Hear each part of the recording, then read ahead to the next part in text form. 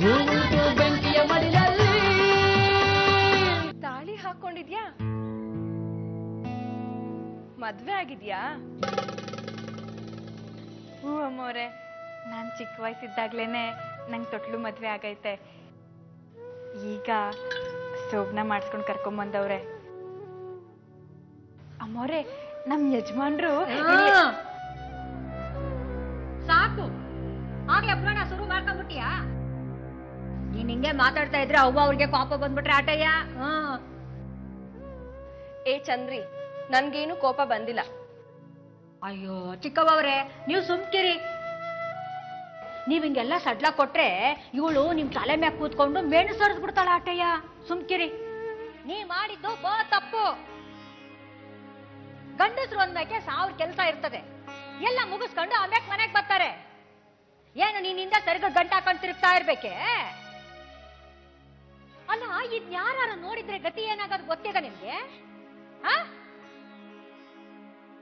ಕಾಲು ಕಾಲು ಮುರಿದು ಮೂಲೆ ಕೂರ್ಸಿರೋರು ಆಟಯ್ಯ. ಅವ್ರನ್ನ ನೋಡಕ್ಕೆ ಅಲ್ವಾ ನಾನು ಈಟೆಲ್ಲ ಮಾಡಿದ್ದು.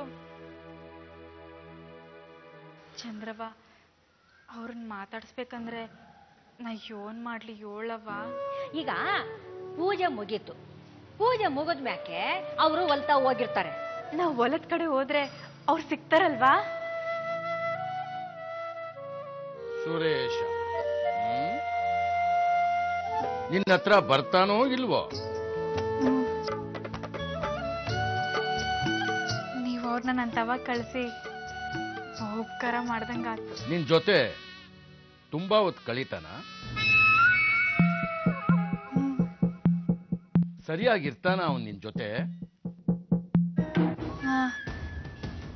ಹೌದು, ಚೆನ್ನಾಗಿ ನೋಡ್ಕೋತಾರೆ ನನ್ನ. ಹೊರಡುವಾಗ ಗಂಡು ಮಗುವಿನ ತಾಯಿಯಾಗು. ಹೇ ಶ್ರೀ, ಆ ಕೋಣೆಲ್ಗಳಲ್ಲ ಆ ಹುಡುಗಿ, ಅವಳು ಬೆಳಿಗ್ಗೆ ಮನೆಗೆ ಬಂದಿದ್ಲು. ಯಾಕೆ?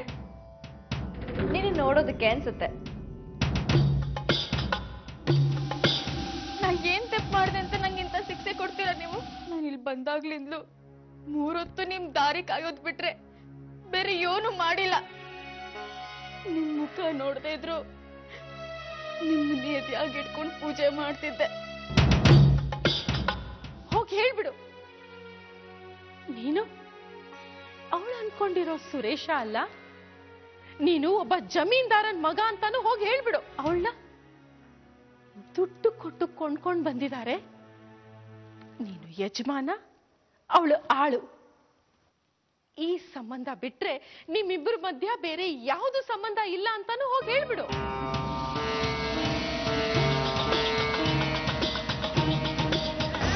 ಆ ಹುಡುಗಿನ ಮಟ್ಟಾಸ್ ಮಾಡಿ ಬಿಸಾಕ್ಬಿಡಿ. ಈ ಚೋಟದ ಹುಡುಗಿಗೆ ಇದ್ದು ಇರ್ಬೇಕಾ? ನಾನು ಹೇಳ್ದಷ್ಟು ಕೇಳ್ರ ಬಾಯಿ ಮುಚ್ಕೊಂಡು. ಆ ವಿಷಯ ನಮಗ್ ಬಿಡಿ ಚಂದ್ರವ, ಹೋಯ್ತಾ ಇರಿ. ನಿಮ್ ಕೆಲಸ ಆಯ್ತಂತ ತಿಳ್ಕೊಳ್ಳಿ.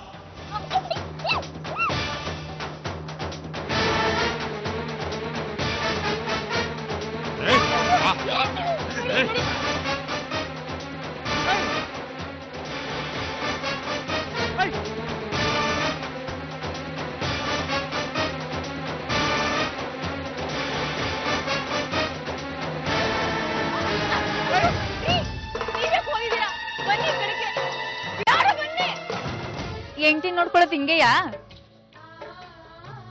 ಅಲ್ಲ, ನಿಮ್ಮನ್ನೇ ನಂಬಿ ಅಪ್ಪ ಅವ್ವ ನಾನು ಹುಟ್ಟಿದೂರು ಎಲ್ಲ ಬಿಟ್ಟು ಬಂದಿವ್ನಿ. ಆದ್ರೆ ನೀವ್ ನೋಡಿದ್ರೆ 1-2 ನಿಮಿಷ ನನ್ ತವ ಇರಕ್ಕಾಗಕ್ಕಿಲ್ಲ ಅಲ್ವಾ ನಿಮ್ಗೆ? ಅಲ್ಲ, ನಿಮ್ ಹೆಂಡ್ತಿನ್ ಮಾತಾಡಿಸ್ಬೇಕು ಅಂತ ನಿಮ್ಗೆ ಅನ್ಸಕ್ಕಿಲ್ವಾ? ಏನ್ ತಪ್ಪೈತೆ ಅಂತ ನಾರು ಹೇಳಿ. ನೀವೇನ್ ಶಿಕ್ಷೆ ಕೊಟ್ರು ಖುಷಿಯಿಂದ ಅನ್ಭವಿಸ್ತೀನಿ. ಆದ್ರೆ ಈ ತರ ಕೋಪ ಮಾತ್ರ ಮಾಡ್ಕೋಬೇಡಿ, ನಂಗೆ ಏನು ಅರ್ಥ ಆಗಕ್ಕಿಲ್ಲ. ಸರಿ ಆಯ್ತು, ಈಗ ಒಳಗೋಗು. ಅಲ್ಲ, 1-2 ನಿಮಿಷ ಒಳಗ್ ಬಂದು ಹೋಗಿ.